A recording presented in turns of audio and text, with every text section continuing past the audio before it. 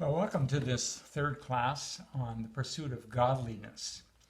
What we're doing in this class is we're looking at the truth that God wants us to be godly. He wants to be holy, righteous. That's the word that the Apostle Paul uses, the word righteous. And this is what he wants for us. And so if he wants that for us, then we should very much want it for ourselves. So that should be the motivation. Then we talked last week about what can we do?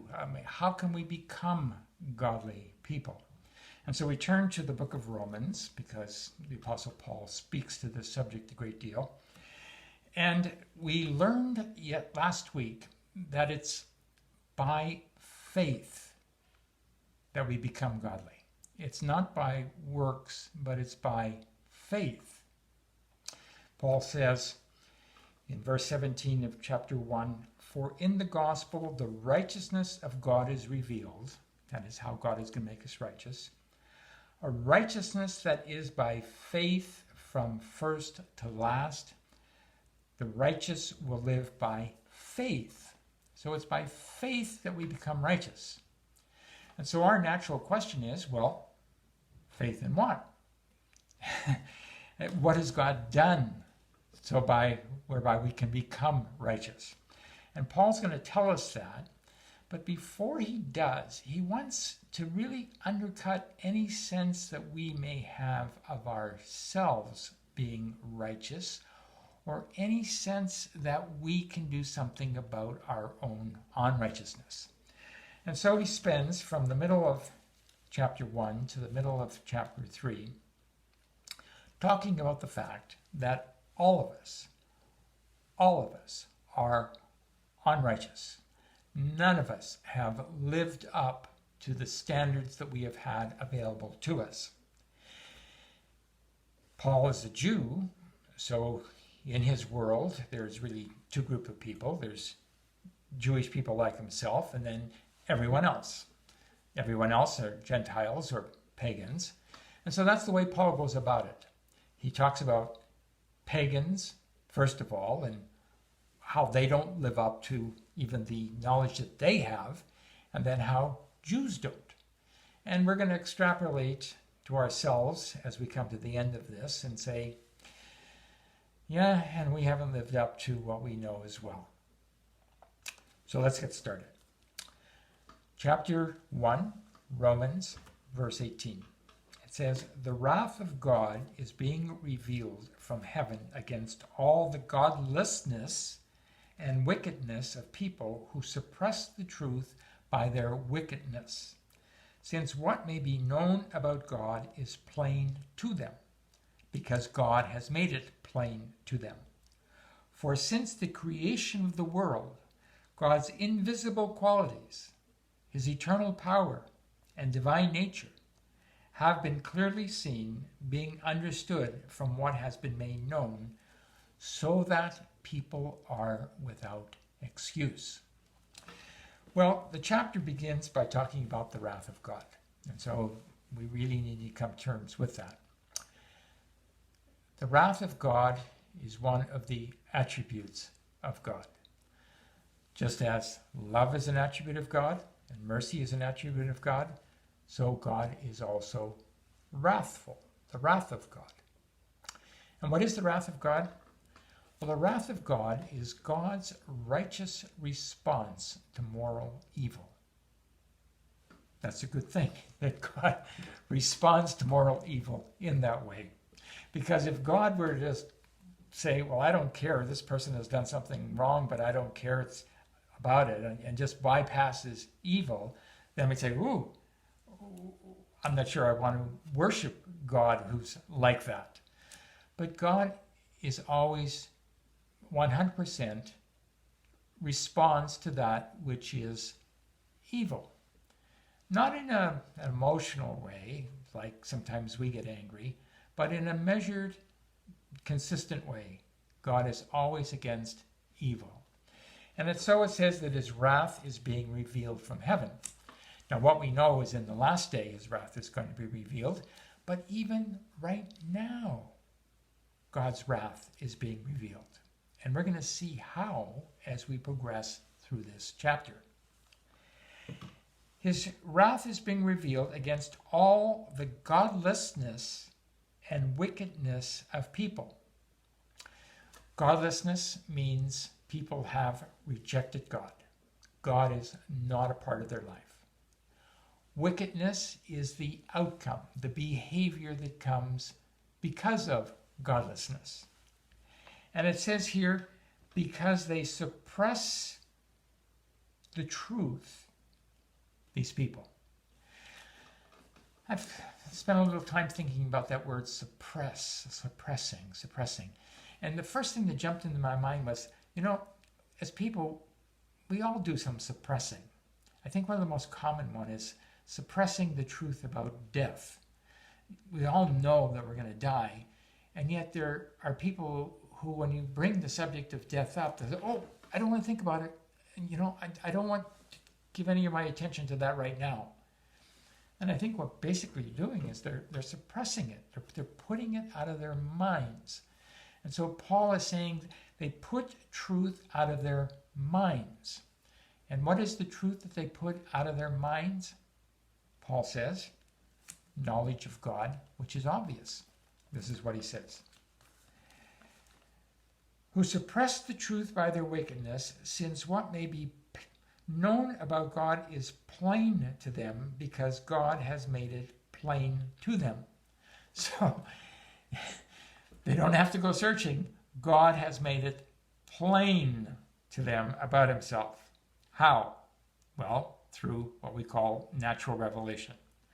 For since the creation of the world, God's invisible qualities, his eternal power and divine nature have been clearly seen, being understood from what has been made known, so that people are without excuse.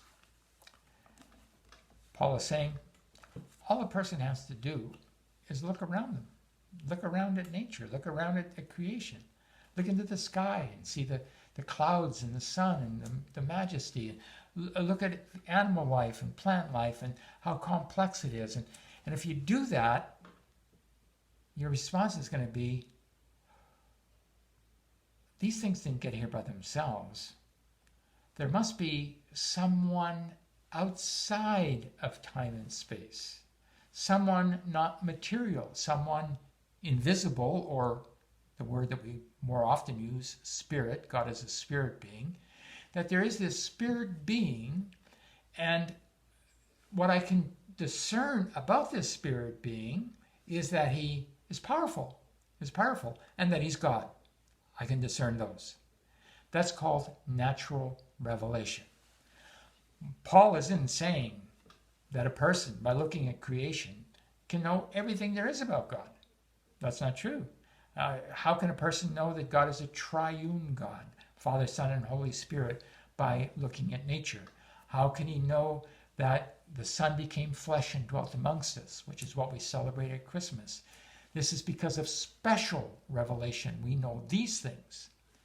But through natural revelation, people should know that God is spirit, that he is God, and that he's powerful. And Paul says, and this is plain. It's plain. It's not something that they have to go searching for. It's plain to them. For although they knew God, they neither glorified him as God, nor gave thanks to him. This is from verse 21. But their thinking became futile, and their foolish hearts were darkened. When you discount God, you start getting mushy thinking. Although they claimed to be wise, they became fools and exchanged the glory of the immortal God for images made to look like a mortal human being, and birds and animals and reptiles. Well, that's called crass pagan idolatry. And a person living in Paul's world might do just that, discounting God. They take some elements of this world, wood, clay, whatever, and create a god, fashion a god. The reality is, if you go to certain parts of the world, you will see people fashioning gods to look at birds and animals and reptiles and so on. Crass idolatry. And this comes by rejecting God. Therefore, God gave them over in the sinful desires of their hearts. Well, we have to stop there because the words God gave them over. Remember a moment ago we said that God reveals his wrath? Not just in the future, but presently. How does he reveal his wrath? By giving people over. It says that in verse 24, God gave them over. Verse 26, it said God gave them over to their shameful lusts. And verse 28, it says, and God gave them over to the depraved mind. What it means is this. It means that God is working with this person, but because this person has rejected him, God simply withdraws and allows the person to operate on the basis of their own thinking. And when they do that, then they begin to experience all the turmoil and problems that come from doing that. So that's an expression of God's wrath. It's not just at the end of time, but God withdrawing himself from a human being, not restraining that person from doing what they shouldn't do. Verse 24, God gave them over in the sinful desires of their hearts to sexual impurity for the degrading of their bodies with one another. They exchanged the truth about God for a lie and worshipped and served created things rather than the Creator, who is forever praised. Well, there's crass idolatry, but also when you reject God, as people in our own society, they make other things of gods. They make their job. They make wealth. They make beauty, fame, fortune, whatever. So many different ways in which human beings fashion gods that are a part of this world and are not the one true God. Verse 26, because of this, God gave them over. Once again, his wrath is being exhibited to shameful lusts. Even their women exchanged natural sexual relations for unnatural ones. In the same way, men also abandoned natural relationships with women and were inflamed with lust for one another. Men committed shameful acts with other men and received in themselves the due penalty for their error. God has made women for men and men for women. That's God's design. He hasn't made men for men. He hasn't made women for women. This is an aberration. Furthermore, verse 28, just as they did not think it worthwhile to retain the knowledge of God, so God gave them over to a depraved mind so that they did do what ought not to be done. They have become filled with every kind of wickedness, evil, greed, and depravity. They are full of envy, murder, strife, deceit, and malice. They are gossips, slanderers, God-haters, insolent, arrogant, and boastful. They invent ways of doing evil. They disobey their parents. They have no understanding, no fidelity, no love, no mercy. Although they know God's righteous decree that those who do such things deserve death, they not only continue to do these very things, but they also approve of those who practice them. Well, that was quite a list, wasn't it? 21 items of sin, really.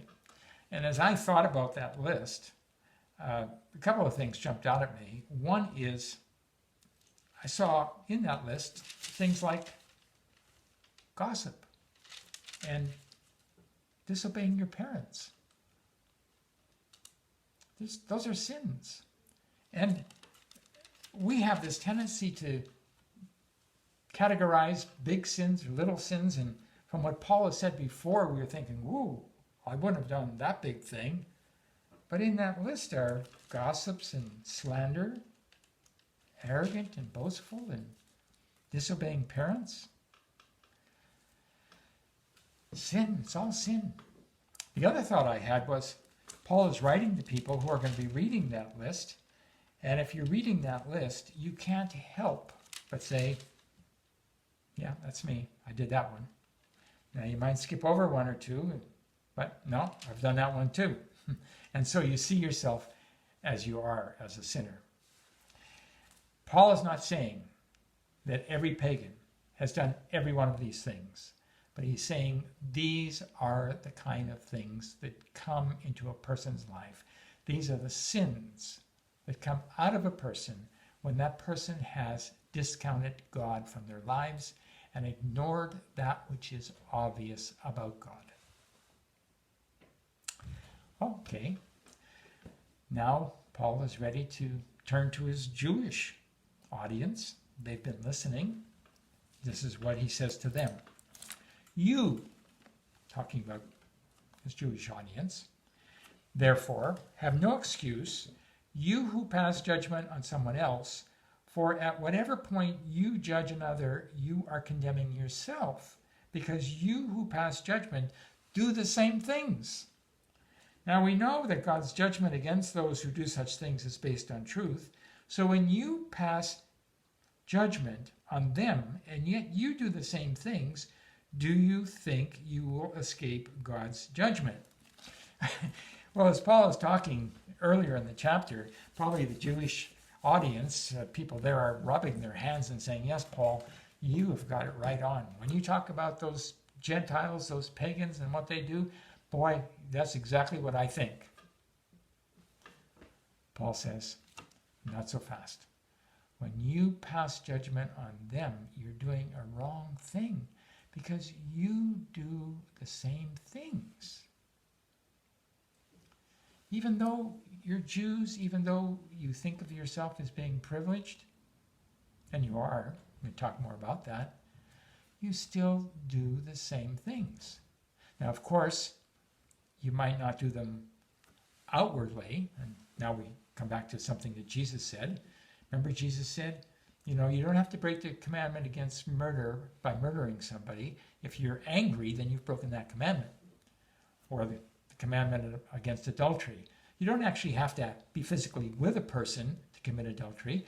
If you have lustful thoughts about somebody you're not married to, then you've broken that commandment. So you Jewish people, you have done the same things. Maybe not outwardly, but in your minds. And then he tells us, God is a fair judge, and he doesn't treat people differently. He treats everybody the same. Verse 5, but because of your stubbornness and your unrepentant heart, you are storing up wrath against yourself for the day of God's wrath, when his righteous judgment will be revealed. God will repay each person according to what they have done. To those who by persistence in doing good seek glory, honor, and immortality, he will give eternal life. But for those who are self-seeking and who reject the truth and follow evil, there will be wrath and anger. There will be trouble and distress for every human being who does evil, first for the Jew and then for the Gentile, but glory, honor, and peace for everyone who does good, first for the Jew, then for the Gentile, for God does not show favoritism.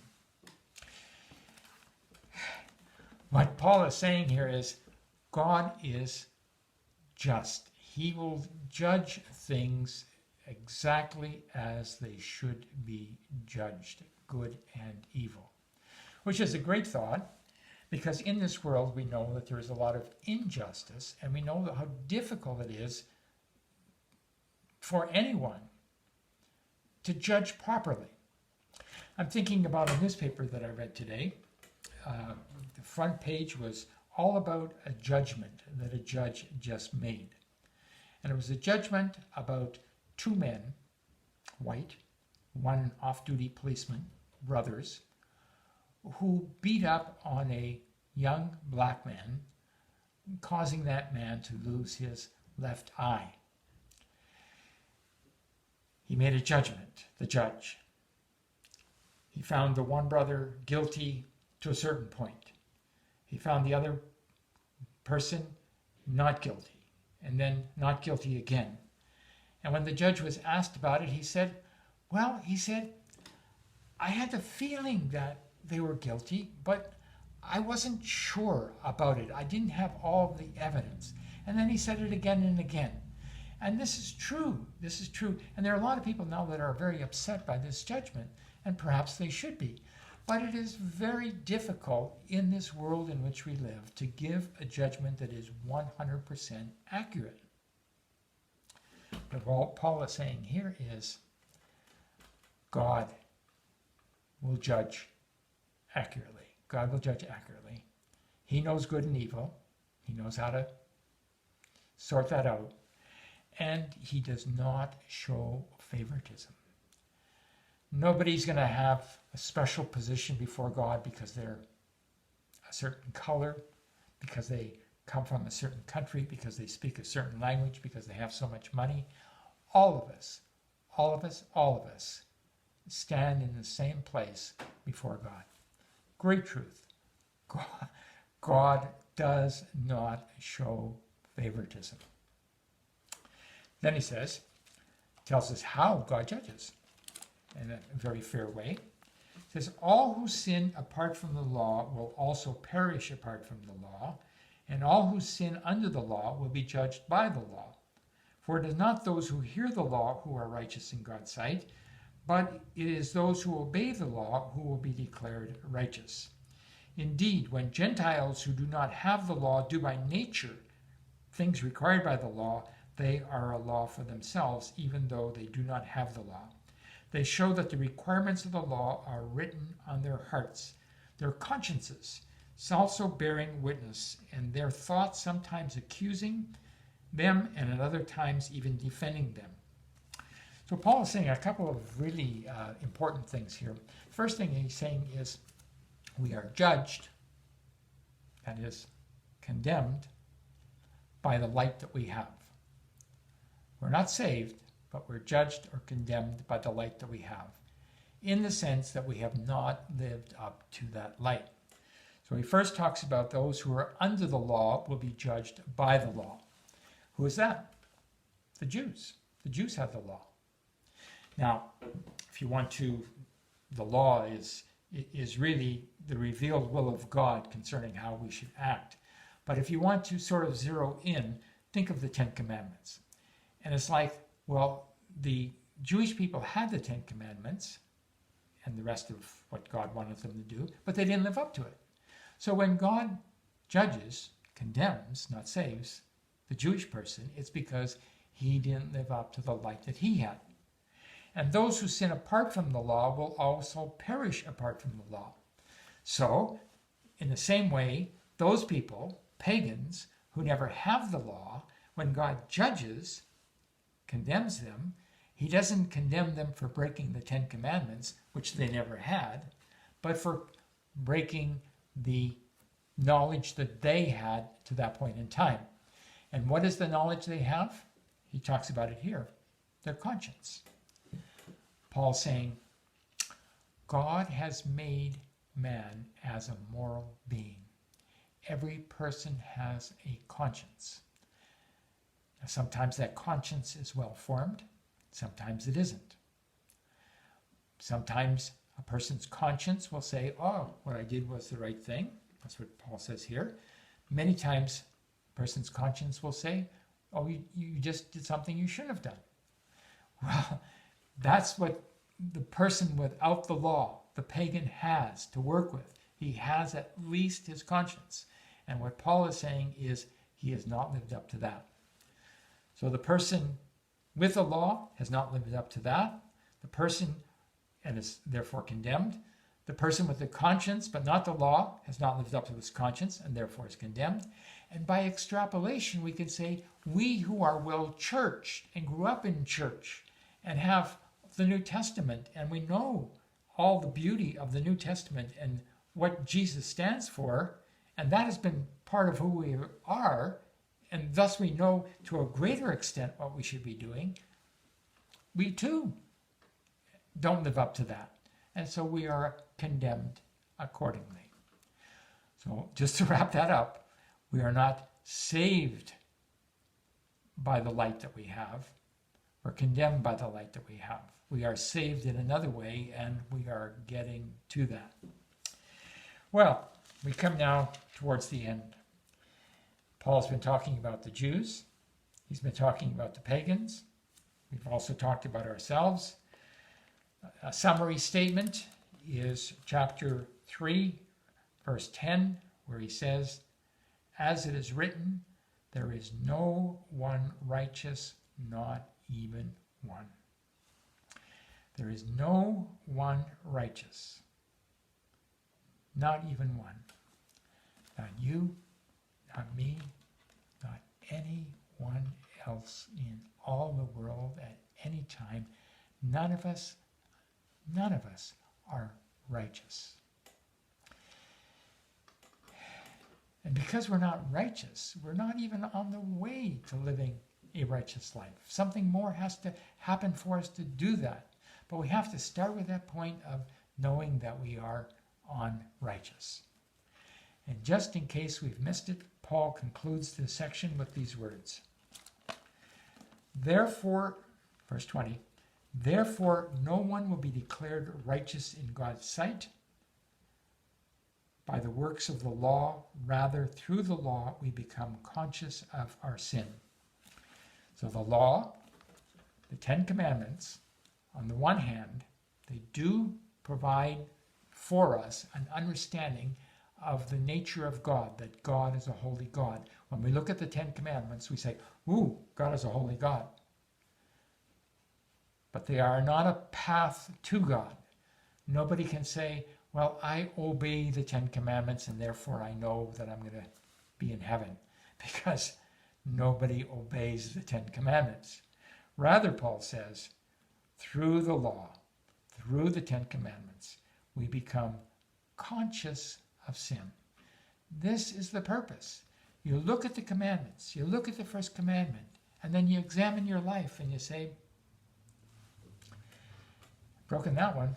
Then you examine your life against the second commandment and you say, I've broken that one too. And you go through and I've done it, I've done it, I've done it. And when you come away by examining yourself closely against the commandments, then you come to the point of saying, I've sinned against God exceedingly, abundantly, in thought, in word, and in deed. That's not a joyous thought, for sure. But it prepares us. And that's what Paul is doing. It is preparing. He's preparing the people that he's writing to here. He's preparing us, having gone through this, to be able to receive from God what God has done for us, which Paul is going to tell us about in the next paragraph. He's going to tell us, this is what God has done for you, receive it. But you can't receive it until you first are able to say, I'm a sinner. I have no righteousness within me. Well, I hope that you'll come back next week, because chapter 3, verses 21 to 26, one commentator has said about this, this is the most important paragraph ever written, ever, in the world, in all time. That's how important this next paragraph is. It's not the easiest paragraph. You have to really use your mind, and the Spirit has to help us to understand. But this next paragraph is so, so important. Hope you'll come back next week. Bye for now.